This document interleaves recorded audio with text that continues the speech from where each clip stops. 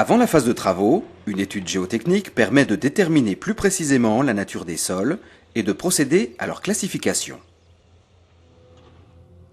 Cette opération commence par le prélèvement d'échantillons lors de sondages.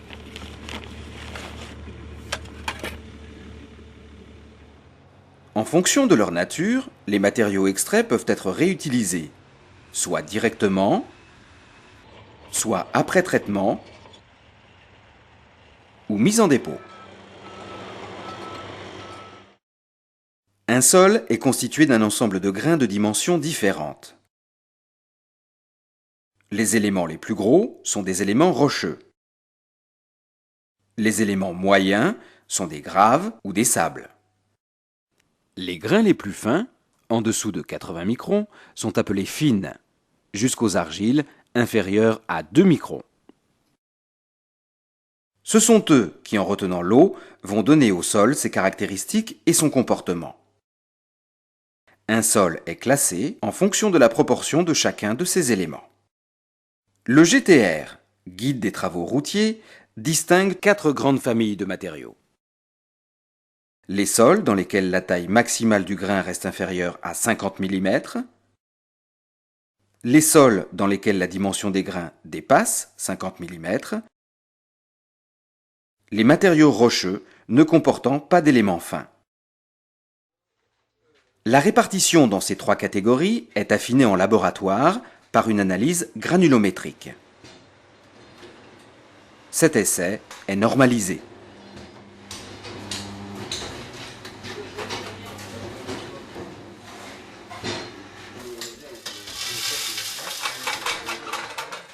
L'échantillon est passé à travers une succession de 5 ou 6 tamis selon le matériau.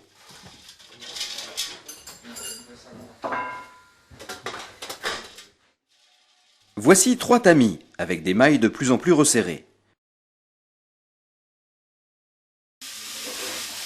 Chaque tamis retient les éléments supérieurs à sa maille.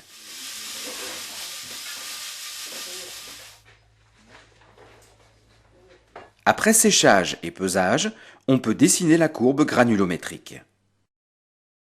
On obtient la proportion d'éléments pour chaque grosseur de grain. Les mailles s'étalent du 80 microns, c'est-à-dire 80 millièmes de millimètre, au 150 mm. Cet essai permet un premier classement des matériaux. Pour les sols dont les éléments ne dépassent pas 50 mm, le tableau distingue les matériaux dont le pourcentage de fines passant à 80 microns est inférieur à 12%, ce sont des sables et des graves. Entre 12 et 35% de fines, des sols sablo-graveleux riches en fines. Entre 35 et 100%, les sols fins. En dessous de 12%, on utilise le passant à 2 mm pour affiner la classification. Il permet de distinguer les graves en dessous de 70% et les sables entre 70 et 100%. Pour les sols comprenant des fines, on cherche à déterminer leur sensibilité à l'eau. Plus un matériau est fin, plus il est sensible à l'eau. Voici un caillou et sa surface extérieure, représentée à plat. Le caillou est fractionné. On crée ainsi 2 surfaces supplémentaires. Si on répète l'opération, on crée encore 2 nouvelles surfaces pour le même volume de cailloux. Plus le matériau est fractionné, plus la surface de l'ensemble des éléments, appelée surface spécifique, augmente. On verse une quantité d'eau identique sur un gros élément et sur du matériau fin de même poids. L'eau se répand à la surface et une partie y adhère.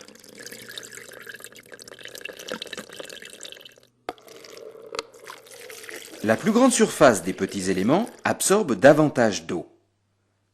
Plus un matériau est fin, plus il retient l'eau.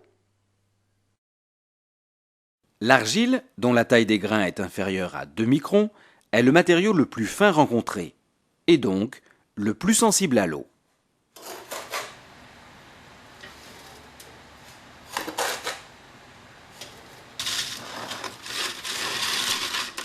Pour rechercher la présence d'argile avec un matériau visiblement peu plastique ou plutôt sableux, on utilise l'essai au bleu de méthylène.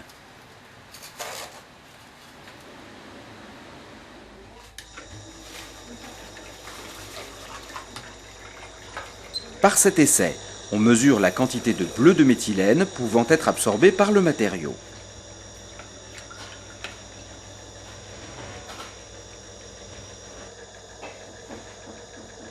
Plus il est absorbant, plus il contient d'argile. On peut ainsi distinguer parmi les sables et graviers, en dessous d'une VBS de 0,1, les classes D1 et D2, qui sont insensibles à l'eau. Au-delà de 0,1, les classes B1, B2, B3 et B4 qui sont progressivement plus sensibles. Pour rechercher la présence d'argile dans un matériau visiblement plastique, on utilise l'indice de plasticité appelé limite d'Atterberg. La fraction 0 à 400 microns du sol est analysée.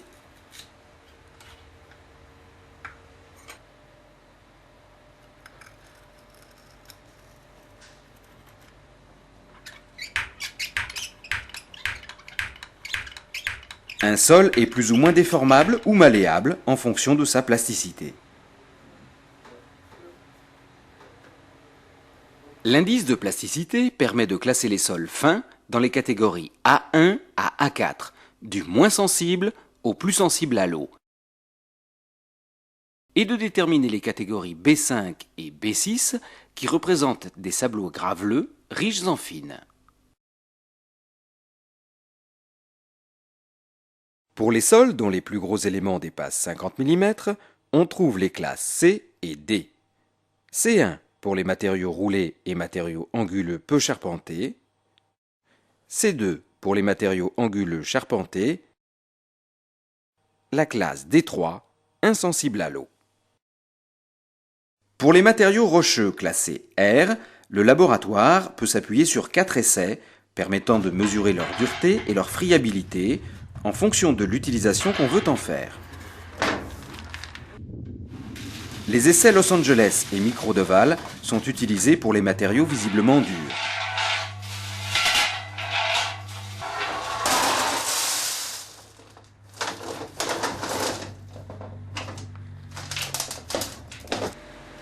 Pour les matériaux visiblement moins durs, 2 autres essais sont réalisés.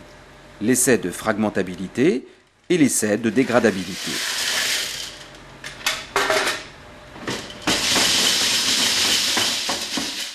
Le classement des rocheux se fait en fonction de leur nature géologique, de R1 à R6. Les matériaux R1 à R5 sont des roches sédimentaires. Les roches les plus dures sont des roches magmatiques et métamorphiques. La classe F caractérise les sols organiques F1 et les sous-produits industriels de F2 à F9. La réutilisation de ces matériaux est étudiée au cas par cas dans des laboratoires spécialisés. La classification normalisée du GTR permet au terrassier de connaître les caractéristiques des matériaux qu'il va façonner pour réaliser ses chantiers.